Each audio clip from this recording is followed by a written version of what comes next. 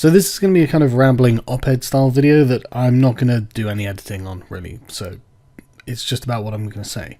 But I've noticed it's a really disturbing turn of events going on in societies at the moment on the internet, because a lot of society takes place on the internet. Society as the concept of the groups and individuals who operate to make up what we consider to be the social fabric, the actual interactions with one another, the public dialogues that are going on, how we treat one another. It's all going to a head because there's been so much tension recently, and I think that this is something that we really all have to hash out. Almost everyone's online actions are controlled by a 300 square mile area of San Francisco. That's a real problem, because they have a specific kind of culture there, and it's very, very, very far to the left.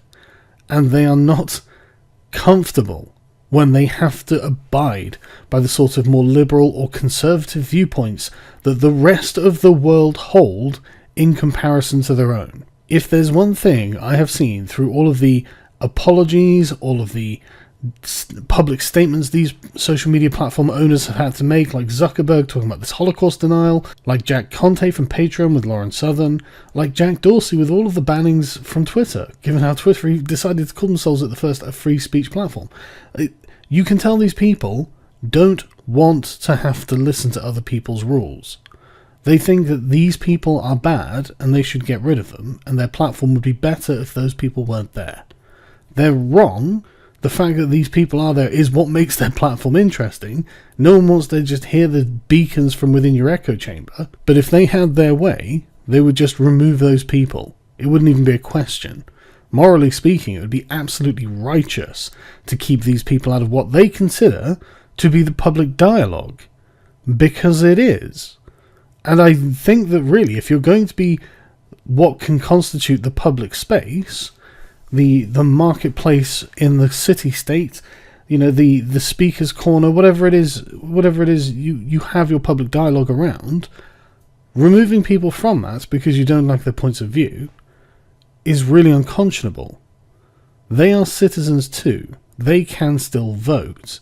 They are important. They are a part of society, even if you don't like them. To be taken down for hate speech is literally saying you have been taken down because we didn't like what you said. It's an entirely political concept. The things that are considered hate speech by the far left are considered positive, truthful speech by the far right. And Alex Jones was banned because he is a political target. The excuses I hear of, oh, well, there was this one guy because of Pizzagate went and shot into a pizza parlour. Okay, do you not remember the Bernie bro, Young Turk's subscriber, who shot a Republican judge, I think it was? There are people who go and shoot up places because they don't get laid. There was a woman who shot up YouTube headquarters because she got fucking demonetized. Everyone has. There was a guy who went on a killing spree and yelled free speech or die. Even us, the free speech movement, have our fucking shooter. Everyone has one. There have been 2 trans ones now. There was Omar Mateen. Wasn't he gay? Like, everyone has one of these. That is not an excuse. So 100 years ago, there was a general clamouring for secondary parliaments in European nations. For example, in the early 20th century, the Guild Socialists of Britain proposed a new social parliament. They wanted this because of the vicious mixture of functions in the single-sole political parliament. They wanted the old political parliament consigned to its proper and original functions of the conduct of the external relations and maintenance of law and order of the state. They wanted the social parliament to take over everything else. Literally so they could manage a, quote, way of life or type of civilization. A specific way that they think that our countries should be. The idea was rejected in Britain as being too radical, but Ernest Barker, a professor of political science at Cambridge, and Sir Ernest Barker, he was knighted, he was an advisor to the Liberal Party, he came to the conclusion that if the social parliament did come into existence, It should not have the powers of legislation. He did also note that a social parliament might arise naturally from within society, and I think that's what we're seeing with the rise of social media. Everyone and their mother these days uses some form of social media, and it's usually one of about half a dozen companies. We need to bear in mind that this is incredibly new. There are people alive at the moment for whom the internet is a brand new idea and they still don't really get to grips with it, and there are also people alive today who have never lived without it. And there are people who are growing up right now who will have never lived in a world before social media. So these are really important issues that we have to get to grips with, and we have to do it quite quickly. Because what we're seeing is the major social media companies acting like a social parliament. Each one of them has rules and legislation in the form of terms and conditions. We are now seeing them being pulled based on political and quote-unquote moral reasons, not legal ones. Because people forget that the way the law is currently set up, social media companies are not liable for what is posted on them. The people who post on them are liable. Which is why none of them got rid of Alex Jones because he posted conspiracy theory nonsense. They got rid of him because he violated their hate speech policies. Alex Jones gets sued constantly for the conspiracy theory nonsense he puts out. It's just that a lot of times he wins those cases. You only hear about the one or two that which he doesn't. The state is doing its job by enforcing the legal contracts under the law against a plaintiff and Alex Jones. But now there is an extra step. Now there is a group of people in a certain area of the world, a quite small area of the world, who all share a particular moral code and all have the power to execute their own legislation. And we have just witnessed the first social media execution. It's one thing saying that YouTube, Facebook, Pinterest, Spotify, and Apple's iTunes all decide to get rid of Alex Jones in a very short space of time. But what's the rationale for deleting his LinkedIn account? He doesn't post content to that. I'm sure that there were others as well that were just absolutely asinine. This is now a personal witch hunt going on about deep unpersoning Alex Jones completely. This is just the execution of his online platform from the public discourse. Alex Jones has been told that because he doesn't hold progressive politics and violates their hate speech rules, that's it, you're unpersoned. Folks, that's just too much. That's way too much power in the hands of the far left. A bunch of puritanical language manipulators really think that they can create the perfect world through the use of language. And yes, it's as Orwellian as it sounds. They're going to keep going.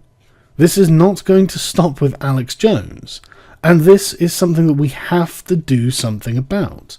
And so I would suggest we go to Yoey Sprague, the guy with the YouTube Union, and say, hi, as YouTubers, we're very concerned about what happened to InfoWars. We think this was deeply inappropriate. Even if they can legitimately say, well, Alex Jones broke this policy, the fact that they all did it almost at once shows something else is happening. I'm not saying don't take legal recourse against Alex Jones. You should if you feel you have a good reason to do so. But executing a virtual death sentence because you all agree that, look, we can just shoot this guy, just turning around, looking at one another and saying, right, we'll all just shut down his accounts and then we don't have to deal with them anymore. That's not something that I'm happy to see happen, no matter who he is. That is a disturbing amount of power to give to such a small geographical location over the finances of any online personality. I mean, people are getting dropped from PayPal. Like alt-right people are getting dropped from PayPal. TERFs are being prevented from getting bank accounts. How far does this social parliament of progressives go? And the answer is there's no real good reason not to do the worst to everyone, because these people are racist, sexist, homophobe, blah blah blah, and it would just be a better world if they just weren't in existence. If we just couldn't see or hear from them. There's no reason for them not to keep going. We can't just let this carry on like this. We have to start talking to these big companies. There is a YouTube union. I suggest that something is done along those lines. I'm a supporter of the idea of a union. We need to say to them, no, this is unacceptable. People on other platforms should say to these platforms, this is unacceptable. Because what the social media platforms are doing is forming a moral cartel. I mean, it just looks like we need to invoke antitrust laws for social media platforms and banning. I hear people talking about a Bill of Digital Rights, and I think that's a fantastic idea because it looks like some kind of digital antitrust law is going to be required if social media platforms are just going to cooperate with each other just because they can to destroy their political enemies, which they just have. We can't just allow that kind of power to operate in society. That's dangerous for anyone. Anyone that they target this can then happen to them, and we've got no legal means of recourse against it. This has to change. We're going to have to start working together, like everyone. And the thing is, right, what was really interesting about Alex Jones is that the moment that Cenk actually met Alex Jones, he flipped out and lost his shit. I found that amazing. I thought they would just laugh at Alex Jones as the ridiculous caricature that he plays himself to be, and they would just have fun with the fact that they're dealing with Alex Jones. But instead, they flipped out. It was crazy. And it just goes to show you the glass house that the left has built for itself. But anyway, I agree with Ernest Barker. I don't think this parliament should have legislative or executive powers, but instead it has both. And they have used them to publicly execute a man for political reasons. This is an incredibly precarious situation for everyone else. These things need to be regulated, and we are going to need some kind of digital Bill of Rights.